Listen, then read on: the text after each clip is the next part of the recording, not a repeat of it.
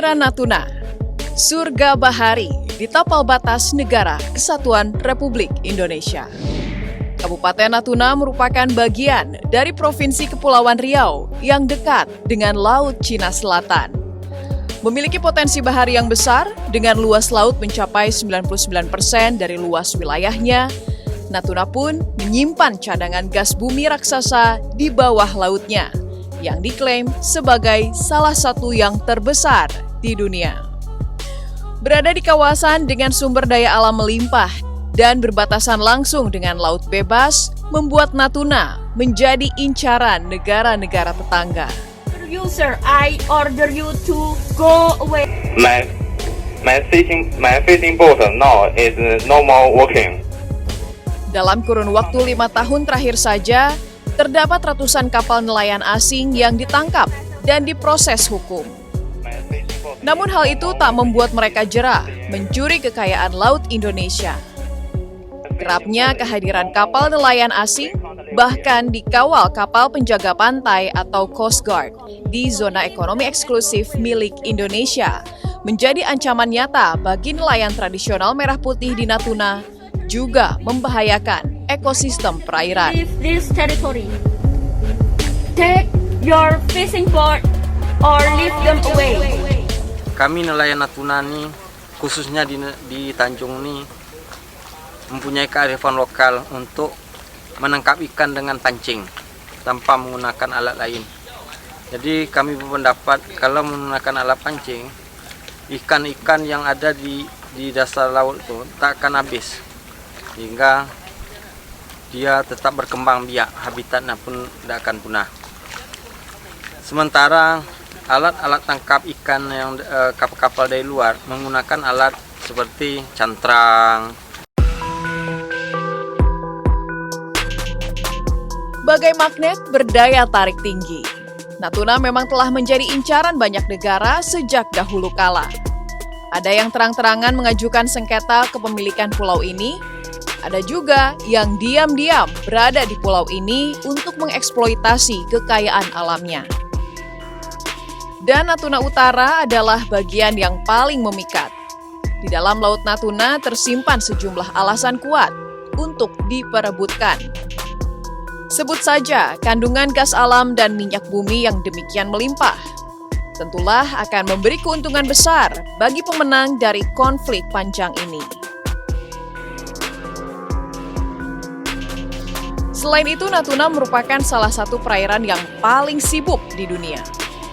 Dilihat dari posisinya, Laut Natuna berada di jalur pelayaran internasional yang strategis, seperti dari dan atau ke Hong Kong, Taiwan, dan Cina. Lokasinya juga merupakan pintu gerbang bagi negara-negara tetangga. Ya, segenap sumber daya alam hayati dan non-hayati terdapat di zona ekonomi eksklusif Indonesia atau zona yang luasnya sejauh 200 mil laut dari garis pantai. Dengan kekayaan perairan dan posisi strategisnya, tak heran perairan Natuna kerap menjadi sumber pertentangan atau konflik. Natuna ini kalau diibaratkan ini laut yang seksi lah. Kenapa seksi? Karena di situ ada sumber daya alam yang luar biasa. Ikannya banyak, kemudian di dasar lautnya juga gas, minyak itu juga ada.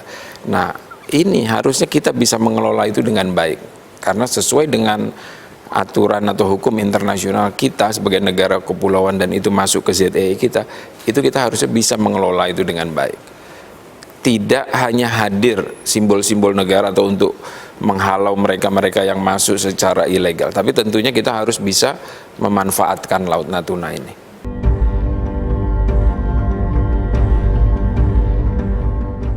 Natuna, kekayaan sumber daya alamnya memang sangat diidam-idamkan hingga dapat melepaskan peluru pemicu konflik antar negara.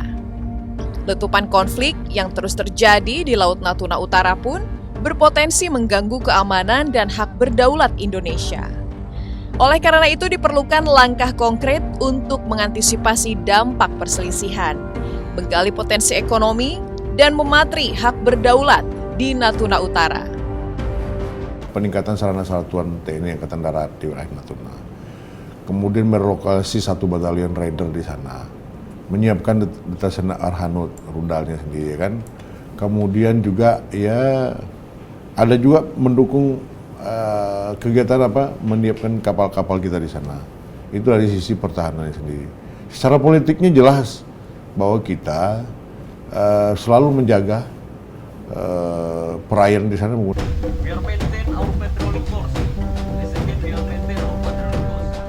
Hingga kini, perairan Natuna memang masih menjadi sumber konflik antara Indonesia dengan beberapa negara tetangga. Salah satu yang paling menarik perhatian adalah konflik antara Indonesia dengan negeri tirai bambu Cina. Melalui klaim 9 Line atau 9 garis putus-putus yang dibuat sepihak, Cina mengakui perairan Natuna sebagai bagian dari wilayahnya baik darat maupun perairan. Klaim yang tidak memiliki dasar hukum internasional apapun ini memicu konflik hingga respons keras dari rakyat Indonesia. Klaim Cina atas Natuna ini telah melanggar zona ekonomi eksklusif Indonesia.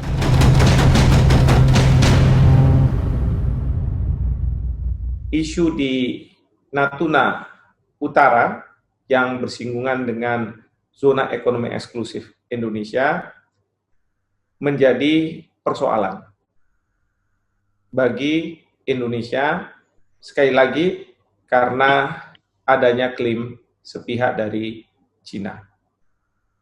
Kalau kita ngelihat Natuna, Indonesia sebagai negara kepulauan dan kita juga sudah meratifikasi UNCLOS di sini bahwa kita di Natuna itu punya hak berdaulat. Ini tolong digarisbawahi antara beda antara hak berdaulat dan berdaulat penuh. Tapi kalau di laut teritorial itu kita berdaulat penuh dan itu berlaku hukum nasional. Nah kalau kita di Laut Natuna Utara atau di ZEE atau di Laut Natuna ini kita hak berdaulat. Tapi kita punya hak eksklusif di sana untuk mengelola sumber daya alam yang ada di Natuna.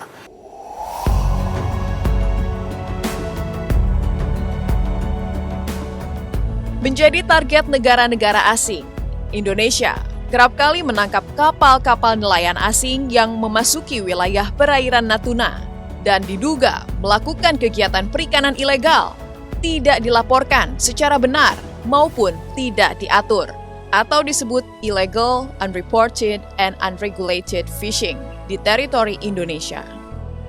Hal tersebut tentu membuat Indonesia semakin bertekad untuk terus menjaga wilayah kedaulatannya, agar kekayaan alam yang dimiliki dan dikelola demi kemakmuran seluruh rakyat tidak dicuri oleh kapal-kapal nelayan negara lain. Tindakan antisipatif seperti menambah jumlah personel dari Badan Keamanan Laut Bakamla dan TNI Angkatan Laut, serta menambah jumlah armada kapal laut untuk melakukan patroli di teritorial laut Indonesia. Hingga jalur diplomatik pun terus dilakukan guna menjaga kedaulatan NKRI di Kepulauan Natuna.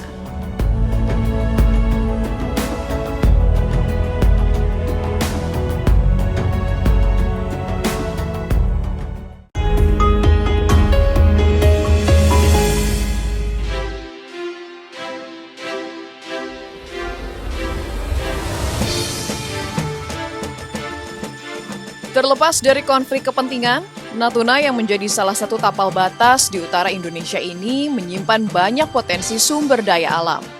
Salah satunya potensi hasil laut yang luar biasa seperti cumi-cumi, lobster, kepiting, rajungan, hingga budidaya ikan yang sangat mahal, yaitu ikan Napoleon.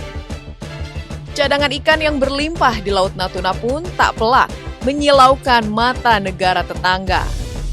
Berdasarkan data Kementerian Kelautan dan Perikanan, potensi sumber daya ikan di perairan Natuna mencapai 961.145 ton dengan jumlah tangkapan yang diperbolehkan sebesar 768.916 ton atau 80% dari potensi sumber daya ikan yang ada di perairan Natuna.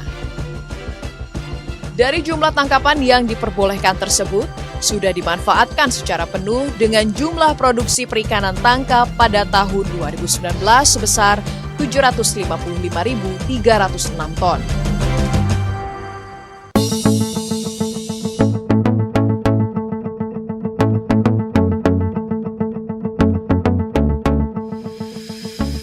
pemerintah bertekad untuk semakin menegakkan kedaulatan NKRI di ujung utara Indonesia.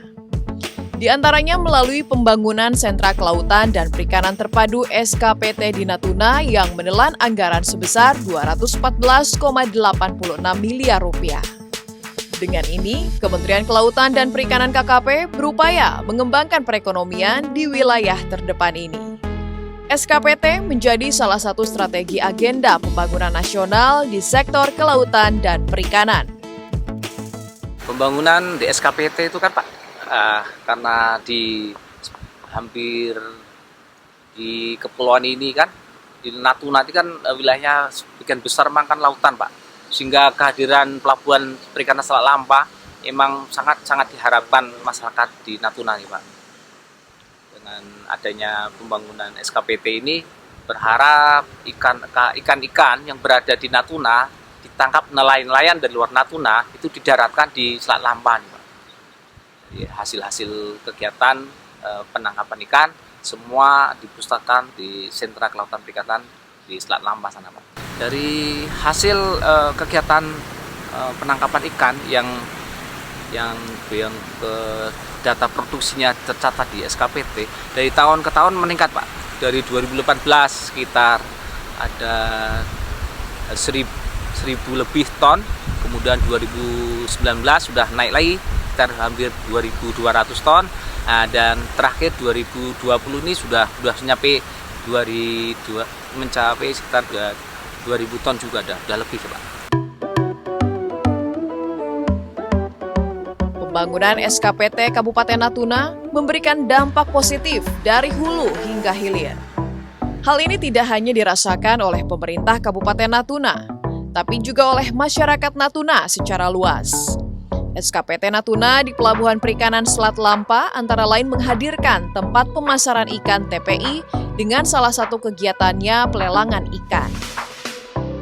Dengan kewenangan pengelolaan pelelangan ikan yang dipegang Pemkab Natuna, tentunya retribusi yang masuk berkontribusi bagi penerimaan asli daerah atau PAD, serta meningkatnya pendapatan masyarakat lokal termasuk nelayan, pedagang, dan pelaku usaha pendukung.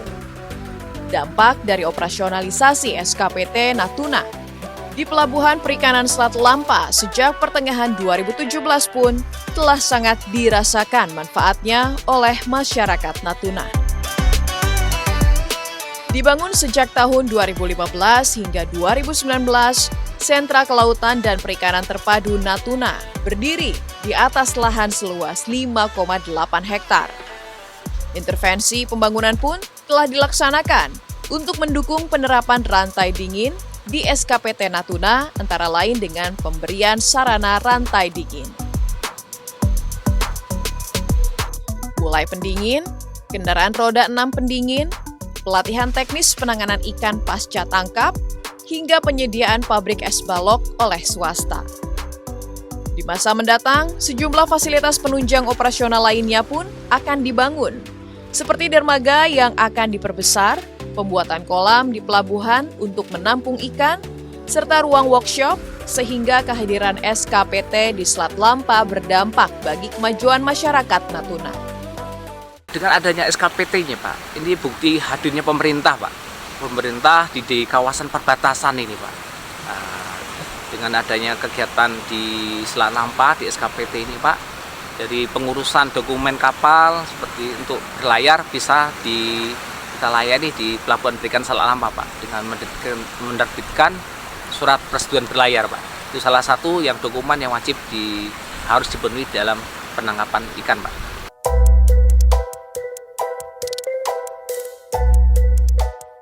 Pengembangan SKPT Natuna pun terus dilakukan guna menggenjot perekonomian dan menjadi pertumbuhan baru di wilayah perbatasan.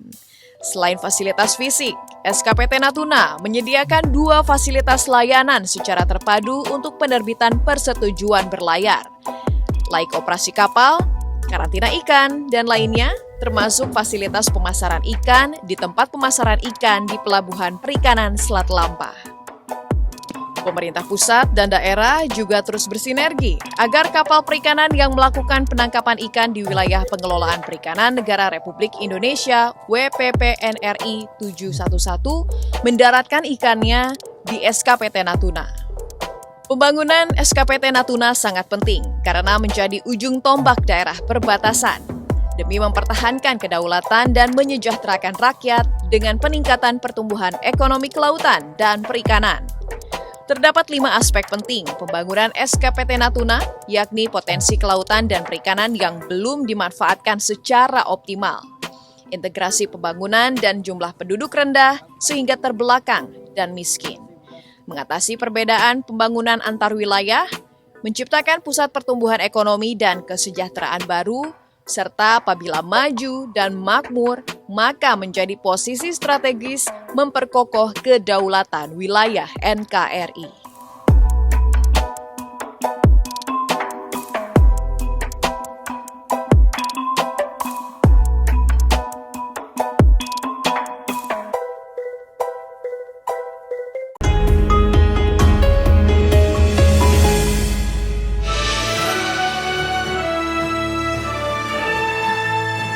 Selain memperkuat perekonomian di daerah terdepan Indonesia, pemerintah pun meningkatkan penjagaan pada batas teritorial laut dan membangun pangkalan militer baru di sejumlah wilayah sebagai upaya pertahanan negara, termasuk di Natuna. Hal ini merupakan bentuk keseriusan pemerintah Indonesia dalam menjaga kedaulatan wilayahnya. Ya kita juga berkeras menjaga teritorial kita dengan menempatkan pangkalan kita yang ada di sana. Kita akan perkuat pasukan kita. Rencana kita dengan Renstra yang dikembangkan oleh Menteri Pertahanan itu luar biasa. Menempatkan personil kita di seluruh wilayah kita dengan menempatkan juga ada bela negara, menempatkan jumlah personil militer yang aktif, termasuk juga alutsista kita akan tempatkan di sana.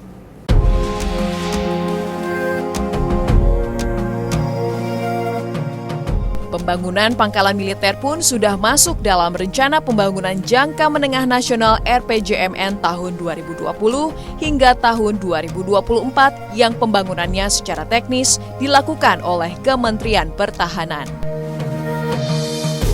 Rencana pembangunan pangkalan militer disambut baik kalangan Dewan. Anggota Komisi 1 DPR RI TB Hasanuddin mengatakan, di semua wilayah perbatasan yang berpotensi konflik, kehadiran pangkalan militer merupakan sesuatu hal yang wajib. Pembangunan pangkalan militer ya itu bukan hanya di Natuna, tetapi di wilayah-wilayah terluar yang memiliki kemungkinan eskalasi tinggi terhadap ancaman, disitulah Tentara Nasional Indonesia ditempatkan. Pembangunan pangkalan TNI di Natuna pun menyiratkan pesan untuk negara-negara asing bahwa Indonesia serius menjaga kedaulatan wilayahnya. Adanya pangkalan militer juga akan mendorong kehadiran pertahanan negara dan memudahkan koordinasi dalam pengawasan keamanan. Yang pasti adalah kalau pangkalan itu dibangun di Natuna, itu sesuatu hal yang positif. Tapi sekali lagi, tentu kita harus pahami bahwa pangkalan militer itu gunanya agar rentang kendali dari pusat ke Natuna itu lebih cepat apabila ada pelanggaran di wilayah kedaulatan Indonesia. Melengkapi pembangunan pangkalan militer, dilaksanakan juga penguatan komponen lainnya seperti pembangunan bandar udara militer dan penguatan kemampuan 3 matra secara integral. Sekarang ini yang ada, militer kita yang ada itu nggak lebih dari 20 orang. Bisa dibayangkan, ya di Natuna. Bisa dibayangkan secara fisik, kita cuma punya satu pos angkatan laut di situ, kemudian angkatan darat kita jauh, walaupun ada batalion, tapi jauh, nggak bisa dijangkau dalam waktu setengah jam. Ya, kemudian dengan rencana memperkuat kita perairan kita. Terwujudnya kolaborasi antar instansi penegakan hukum di Laut Natuna pun menjadi salah satu kunci dalam menjaga kedaulatan di wilayah terdepan Indonesia. Langkah konkret Bakamla untuk mengamankan Laut Natuna Utara. Jadi saya, Bakamla, bekerja sama dengan Angkatan Laut dan KKP selalu setiap hari, ya 1 kali 24 jam, 7 hari dalam seminggu kita selalu mengawasi Laut Natuna Utara atau ZTE. Dengan apa? Dengan cara bergantian kita atur siapa yang saatnya harus hadir di laut. Apakah Angkatan Laut atau Bakamla atau KKP.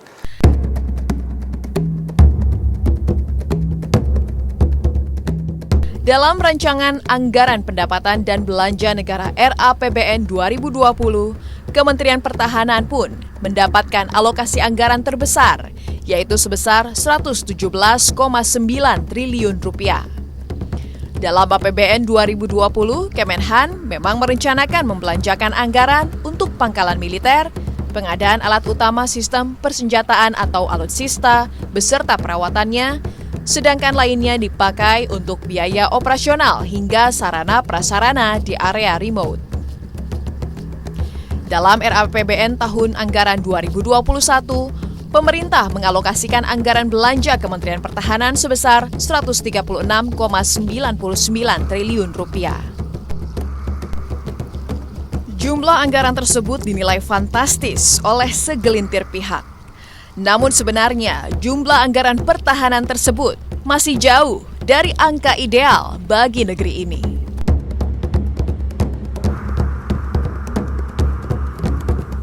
Jenis postur yang ingin dikehendaki, personilnya, sistem senjatanya seperti apa, berpengaruh terhadap anggaran. Nah, untuk 5 tahun ke depan itu, berdasarkan perkiraan-perkiraan intelijen tentang ancaman, berdasarkan perkiraan yang namanya standar penangkalan, pada situasi sekarang ini, plus uang yang tersedia, kita idealnya sekitar 1,5 dari JNP. Nah, begitu. Kalau saya hitung sekitar 200-220 triliun per tahun.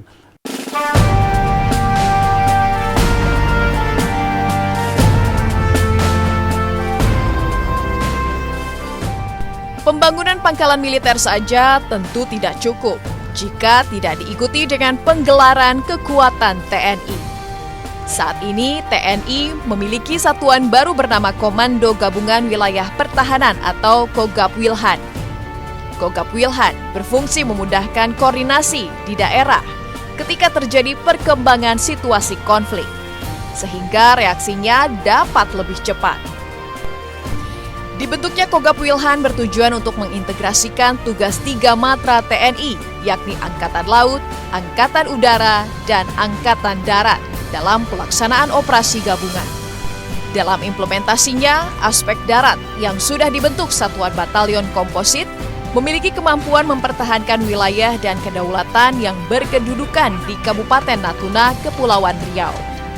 Sementara pada aspek laut, operasi sepanjang tahun yang melibatkan kapal-kapal dari Komando Armada 1 juga dikerahkan, serta dari aspek udara yang juga turut melaksanakan patroli udara dari pesawat-pesawat Komando Operasi Angkatan Udara Koopsau 1. Kita ketahui laut yang begitu luas, tidak mungkin kita pagari dengan kapal satu-satu, tidak mungkin.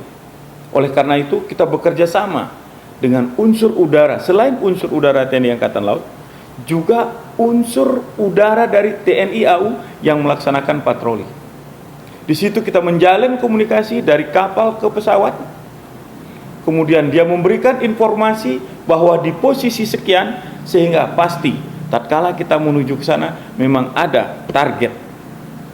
Nah, inilah interoperability yang kita laksanakan antara unsur TNI AL dan unsur TNI Udara, TNI AU yang melaksanakan operasi secara terus-menerus di kawasan perairan Laut Cina Selatan, Laut Natuna Utara.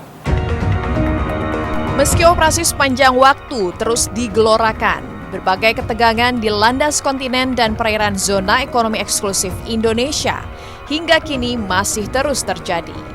Indonesia yang berpegang teguh pada Konvensi Hukum Laut di bawah PBB UNCLOS 82 memahami dan terus mengedepankan strategi diplomasi atas klaim yang juga dilakukan oleh negara ASEAN lainnya seperti Vietnam, Malaysia, Filipina, serta Brunei Darussalam.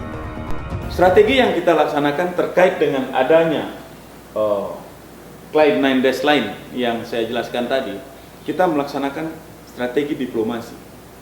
Mengedepankan diplomasi bahwa apa yang dilakukan oleh mereka, kita tidak mengakui. Karena jauh sebelum dia mengeluarkan peta 9 Dash Line, Indonesia sudah sesuai dengan UNCLOS 82. Wilayah-wilayah yang sudah ditentukan. Natuna memang selalu mempesona, menyimpan berbagai cerita serta daya tarik di dalamnya.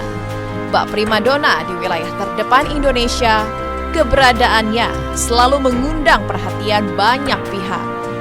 Natuna layaknya sebuah pintu depan negara kesatuan Republik Indonesia. Patut memiliki pengamanan yang ketat agar senantiasa terjaga. Pentingnya kita menjaga Natuna.